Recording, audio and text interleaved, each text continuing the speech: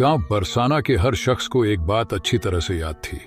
गांव के उत्तर दिशा में पीपल के पुराने पेड़ के पास एक टूटी फूटी झोपड़ी में रहती थी एक बूढ़ी औरत, जिसे सब लोग काकी कहते थे। कोई नहीं जानता था कि काकी की असली उम्र क्या थी, न ही उसके परिवार के बारे में कोई बात करता था। बस इतना जरूर था कि उसकी उपस्थिति गांव वालों के दिलों में एक डर पैदा करती थी। लोग उसे शापित मानते थे और कहते थे कि जिसने भी उसे गुस्सा दिलाया उसके साथ कुछ अनहोनी हो जाती थी। गांव में एक मान्यता थी कि काकी कभी इंसान नहीं थी। लोग कहते थे कि वह वर्षों से जीवित है और उसकी उम्र कभी बढ़ती नहीं। बच्चे उसकी झोपड़ी के आसपास खेलने से डरते थे और बड़ों ने भी उससे दूरी बना रखी थी। लेकिन जब रात का अंधेरा छा जाता और गांव की गलियां सुनसान हो जाती, तब अक्सर लोग उसकी झोपड़ी के आसपास अजीब सी आवाजें सुनते। कुछ कहते थे कि वह जोर जोर से हंसती थी, तो कुछ ने दावा किया कि वह रात में पेड़ के नीचे किसी से बातें करती थी। मगर कोई उसकी सच्चाई को समझ नहीं सका। सबसे डरावनी बात यह थी कि जो भी काकी से बदलती जी करता, उसका अगले ही दिन कुछ बुरा हो जाता। कभी किसी की भैंस गायब हो जाती तो कभी किसी की फसल सूख जाती। इन सब घटनाओं के बाद गांव वालों ने यह तय कर लिया था कि काकी को नाराज नहीं करना चाहिए। लेकिन एक दिन सब कुछ बदल गया। गांव के बीचों बीच रहने वाले राम नारायण के बेटे मोहन की उम्र करीब 20 साल थी। वह एक निडर और अकड़बाज लड़का था जो किसी से भी भिड़ जाने में नहीं डरता था। गांव के लोग उसकी हरकतों से परेशान रहते थे, क्योंकि उसे न तो किसी की इज्जत की फिक्र थी और न ही किसी बात का डर। एक दिन मोहन अपने दोस्तों के साथ पीपल के पेड़ के पास बैठकर शराब पी रहा था। नशे में धुत होकर उसने काकी को देखा और उस पर अपशब्दों की बौछार कर दी। अरे बूढ़ी औरत, तू दिन रात यहां क्यों बैठी रहती है? तुझे तो कब का मर जाना चाहिए था, उसने हंसते हुए कहा। उसके दोस्तों ने भी उसका साथ दिया और काकी का मजाक उड़ाने लगे। काकी ने बिना कुछ कहे उसकी तरफ देखा। उसकी आंखों में गुस्से की एक अजीब चमक थी। फिर वह धीरे धीरे उसकी ओर आई और फुसफुसाते हुए बोली, तूने बहुत बड़ी गलती की है मोहन, अब देख तेरा क्या होता है। मोहन उसकी बात पर हंसते हुए वहां से चला गया, मगर उसे इस बात का अंदाजा नहीं था कि वह रात उसकी जिंदगी की सबसे खौफनाक रात बनने वाली थी। उस रात मोहन घर लौट आया और नशे में ही सो गया। आधी रात को अचानक उसकी नींद खुली। उसने देखा कि उसके कमरे में घुप्प अंधेरा था, मगर कमरे के कोने में कुछ हलचल हो रही थी।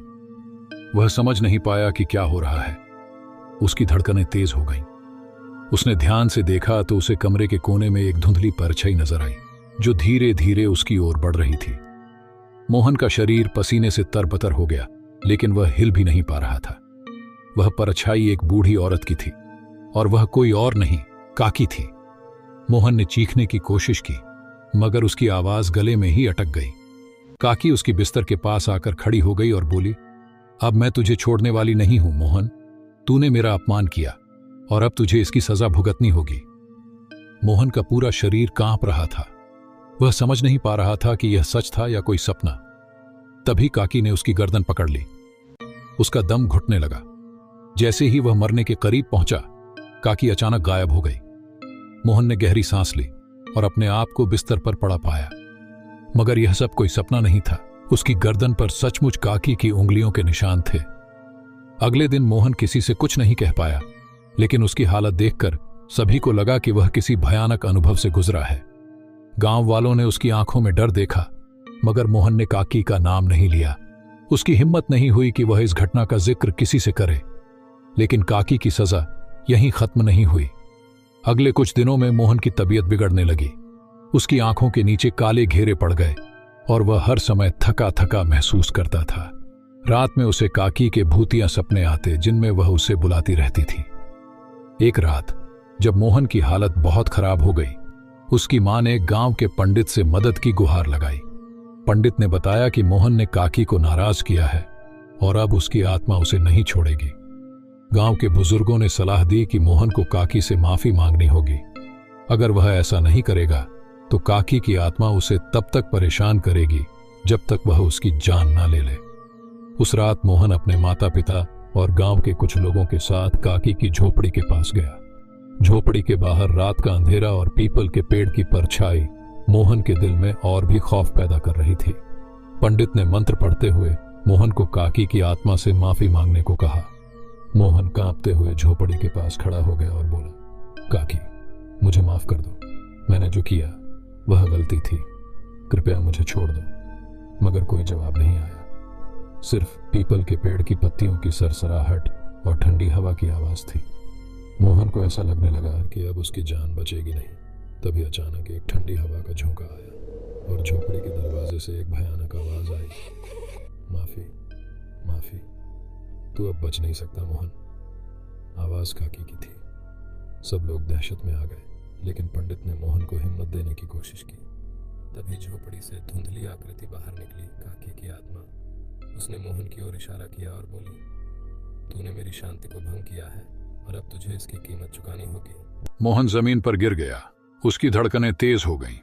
पंडित ने जोर से मंत्र पढ़ा और कहा, अब इसे जाने दो काकी, ये तेरा अपमान नहीं करना चाहता था, बस इसकी जवानी की भूल थी। काकी की आत्मा कुछ देर तक चुप रही। उसके बाद उसकी आवाज आई, इसे अब मैं माफ कर दूंगी, लेकिन एक शर्त है। पंडित ने डरते हुए पूछा, क्या शर्त है? काकी की आत्मा ने कहा, यह पीपल का पेड़ मेरे साथ है।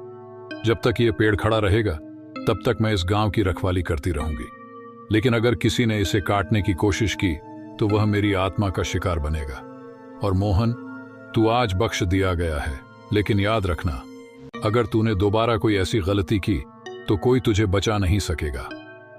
इतना कहकर काकी की आत्मा धीरे धीरे गायब हो गई। मोहन की जान बच गई, लेकिन वह पूरी तरह बदल गया। उसने अपने जीवन में कभी किसी का अपमान नहीं किया और गांव वालों के बीच एक अलग ही शख्सियत बन गया।